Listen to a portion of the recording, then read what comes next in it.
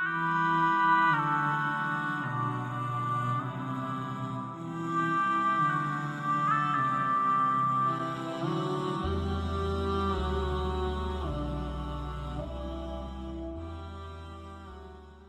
want you to think about this question.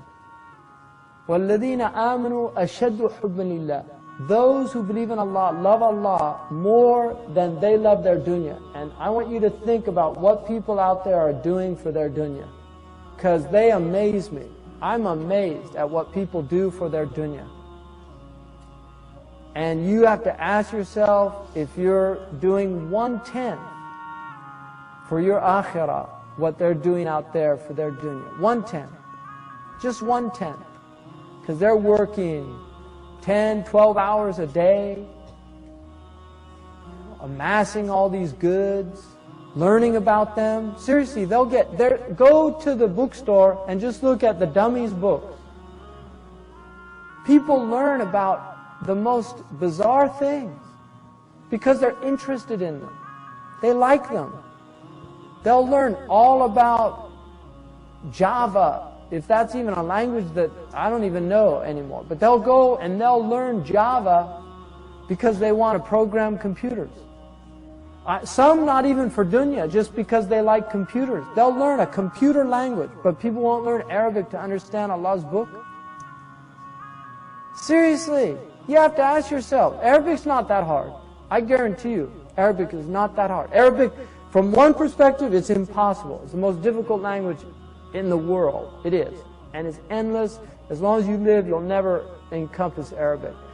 But from another perspective, it's very simple, and you can have a basic understanding of the Quran within 6 months if you really put your mind to it. I guarantee if you have average intelligence, in 6 months you could have a basic understanding of the fundamental meanings of the Quran. There's people, they'll learn, if they fall in love with a French woman, they'll get the lingual phone, they'll get the Berlitz, they'll go to the 6-month immersion course so they can say, Je t'aime.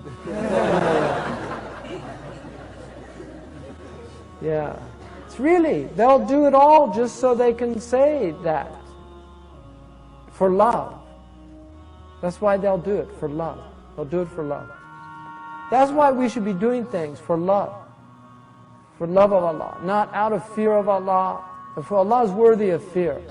حَرِيٌّ أَن يُخَافَ وَمَنْ خَافَ مَقَامَ رَبِّهِ. He's worthy of fear. But even the fear of Allah should be rooted in love. It's like the fear that a child has in upsetting the parent. It's not really rooted in pure fear. It's actually from love. They love the parent so much, they're afraid of upsetting the parent. That's the fear of Allah. It should be still rooted in love. Allah is Allahu Akbar. Allah is greater than anything I could ever say about Allah. لا نحصي الثناء عليك أنت كما أثنيت على نفسك. We can't praise you as you have praised yourself. You are as you praise yourself. Anything I say about Allah, it's deficient. So my advice to especially these young people, you need to think about your lives.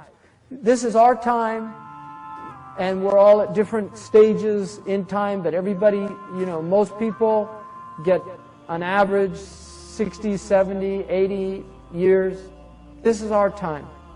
And what you do with your time is going to determine what happens when you leave this time, because we're all going to depart from the world. And so it's important to really ask yourself how you're spending your life, what you're doing with your time.